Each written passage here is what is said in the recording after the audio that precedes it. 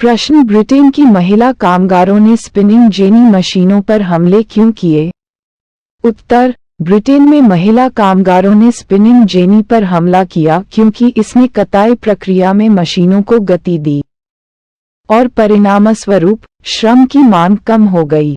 इससे ऊनी उद्योग में काम करने वाली महिलाओं में बेरोजगारी का एक वैध डर पैदा हो गया। अब तक वे हाथ से कताई कर रहे थे, लेकिन नई मशीनों ने उन्हें परेशानी में डाल दिया था। प्रश्न, प्रत्येक वक्तव्य के आगे सही या गलत लिखें। क, 19वीं सदी के आखिर में यूरोप की कुल श्रम शक्ति का 80% तकनीकी रूप से विकसित औद्योगिक क्षेत्र में काम कर रहा था। उत्तर गलत। ख, 18वीं सदी तक महीन कपड़े के अंतर्राष्ट्रीय बाजार पर भारत का दबदबा था। उत्तर सही। ग, अमेरिकी गृहयुद्ध के फलस्वरूप भारत के कपास निर्यात में कमी आई।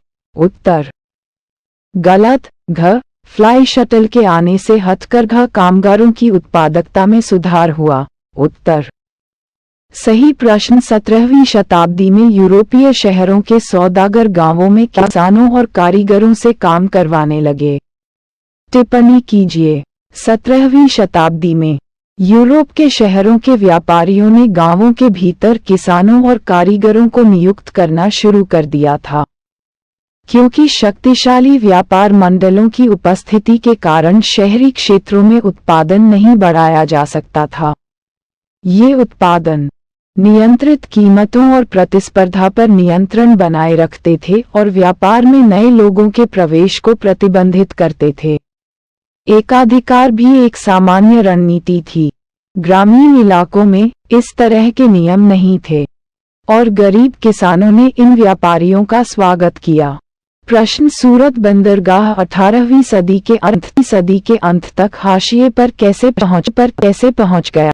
उत्तर भारत के साथ व्यापार में यूरोपीय कंपनियों की बढ़ती शक्ति के कारण 18वीं शताब्दी के अंत तक सूरत के बंदरगाह में गिरावट आई।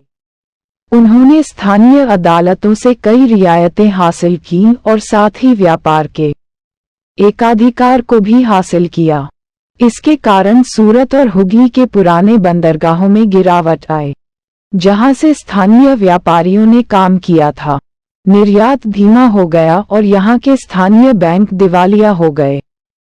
प्रश्न, ईस्ट इंडिया कंपनी ने भारतीय बुनकरों से सूती और रेशमी कपड़े की नियमित आपूर्ति सुनिश्चित करने के लिए क्या किया? उत्तर राजनीतिक शक्ति के बाद ईस्ट इंडिया कंपनी ने सफलतापूर्वक भारतीय बुनकरों से सूती और रेशमी वस्त्रों की नियमित आपूर्ति की, जिससे कई श्रृंखलाएं बनाई गईं। इन कार्यों का उद्देश्य अन्य औपनिवेशिक शक्तियों से प्रतिस्पर्धा को खत्म करना, लागत को नियंत्रित करना और ब्रिटेन के लिए कपास और रेशम के सामानों की नियमित आपूर्ति सुनिश्चित करना था। सबसे पहले इसने बुनकरों की देखरेख, आपूर्ति इकट्ठा करने और कपड़ा गुणवत्ता की जांच करने के लिए गुमाश्तों या सशुल्क नौकर नियुक्त किए। दूसरे, इसने कंपनी के बुनकरों को अन्य खरीदारों से निपटने से रोक दिया। बुनकरों को कच्चे माल की खरीद के लिए अग्रिम देने की प्रणाली द्वारा ये पता लगाया गया था जो लोग इन ऋणों को लेते थे वे अपना कपड़ा किसी और को नहीं बेच सकते थे। प्रश्न, ईस्ट इंडिया कंपनी ने भारत में बुनकरों पर निगरानी रखने के लिए गुमाश्तों को क्यों नियुक्त किया था?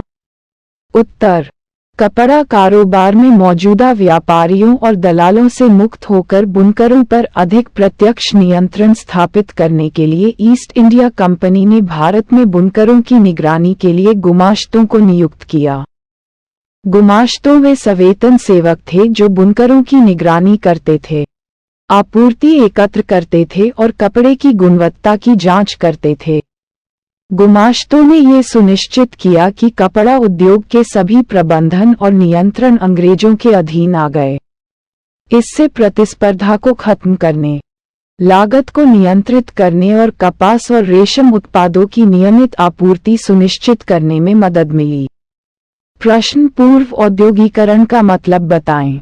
उत्तर प्रोटो औद्योगिकीकरण का वह चरण है जो कारखाने प्रणाली पर आधारित नहीं था। कारखानों के आने से पहले एक अंतर्राष्ट्रीय बाजार के लिए बड़े पैमाने पर औद्योगिक उत्पादन था। औद्योगिक इतिहास के इस भाग को प्रोटो औद्योगिकीकरण के रूप में जाना जाता है। प्रश्न: 19वीं सदी के यूरोप में कुछ उद्योगपति मशीनों की बजाय हाथ से काम करने वाले श्रमिकों को प्राथमिकता क्यों देते थे? उत्तर: 19वीं शताब्दी के इंग्लैंड के कुछ उद्योगपतियों ने मशीनों की बजाय हाथ से काम करना पसंद किया क्योंकि बाजार में श्रमिकों की कमी नहीं थी और परिणामस्वरूप उच्च मजदूरी लागत की कोई समस्या नहीं थी। उद्योगपति ऐसी मशीनों के साथ हाथ श्रम को बदलना नहीं चाहते थे जिनके लिए बड़े पूंजी निवेश की आवश्यकता होगी। इसके अलावा जिन उद्योगों में उत्पादन और आवश्यक श्रम की मात्रा मौसमों पर निर्भर थी, वहां हाथ श्रम को उसकी कम लागत के लिए पसंद किया गया था।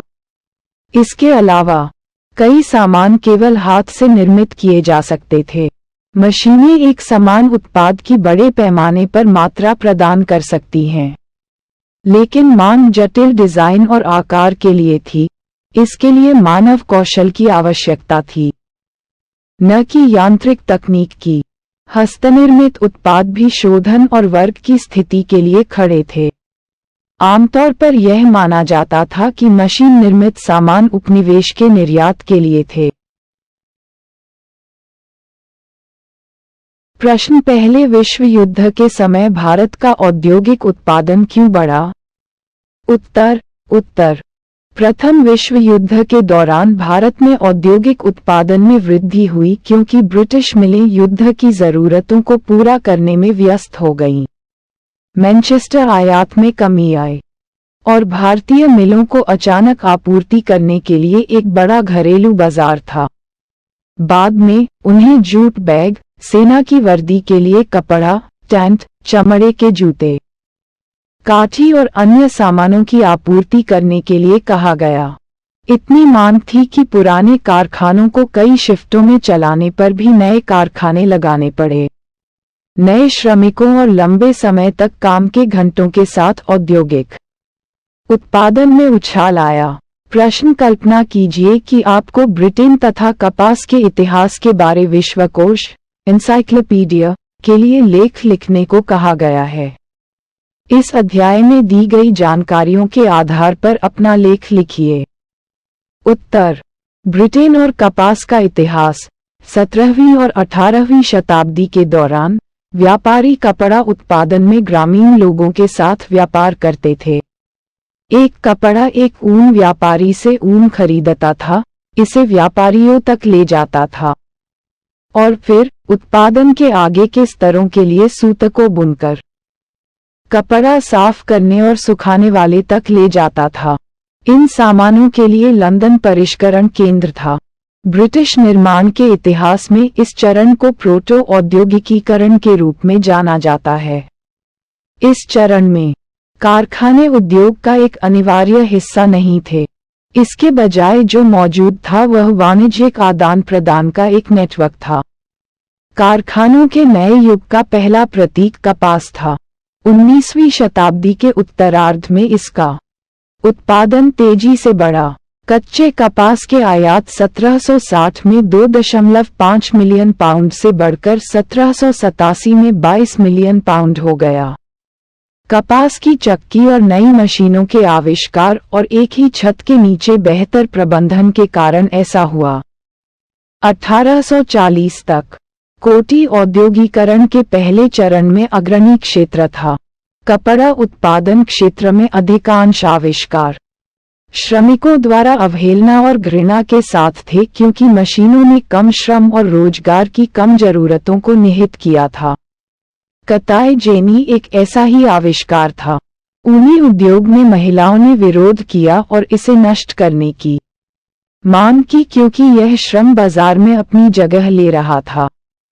इस तरह की तकनीकी प्रगति से पहले ब्रिटेन ने बड़ी संख्या में भारत से रेशम और कपास के सामान का आयात किया। भारत से बढ़िया कपड़ा इंग्लैंड में उच्च मांग में थे। जब ईस्ट इंडिया कंपनी ने राजनीतिक शक्ति प्राप्त की, तो उन्होंने भारत में बुनकरों और कपड़ा उद्योग का शोषण किया। बाद में मैनचेस्टर कपास उत्पादन का केंद्र बन गया। इसके बाद भारत को ब्रिटिश सूती वस्तुओं के प्रमुख खरीदार के रूप में बदल दिया गया। प्रथम विश्व युद्ध के दौरान ब्रिटिश कारखाने युद्ध की जरूरतों के लिए बहुत अधिक व्यस्त थे। इसलिए भारतीय वस्त्रों की मांग एक बार फिर बढ़ गई।